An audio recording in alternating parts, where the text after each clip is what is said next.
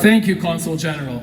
Next, I would like to invite somebody that represents all Canadians in Ottawa, but especially Ukrainian Canadians. Next, I would like to invite to the stage Mr. Ivan Baker, MP for Etobicoke Centre.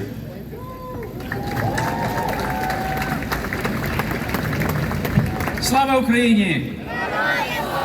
Слава Ісусу Христу!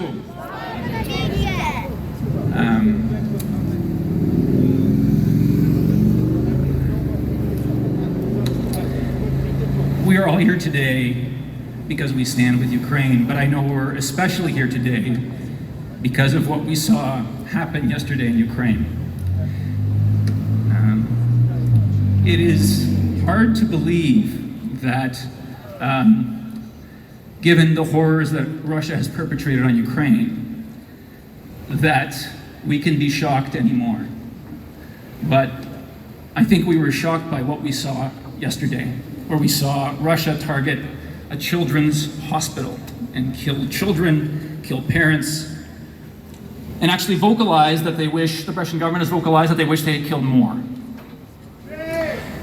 That's right. This is another act among many acts of genocide by Russia in Ukraine. And we must recognize this, and we must punish the people responsible, all the way to the top, including Vladimir Putin. We must also recognize, the world must recognize, that Russia is a terrorist state.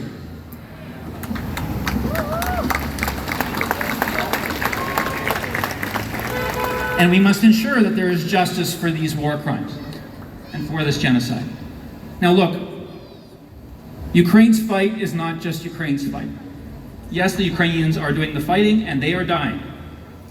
But what we see in Ukraine is having impacts around the world, and it's having impacts here at home.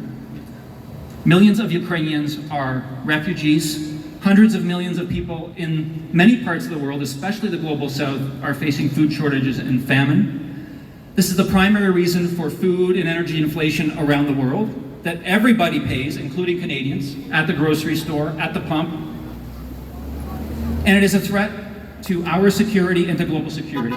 So the Ukrainian people are not just fighting for themselves, they're also fighting for us, for Canadians, for Americans, for Europeans, for all people around the world, especially the democratic world, and we need to be fighting for them.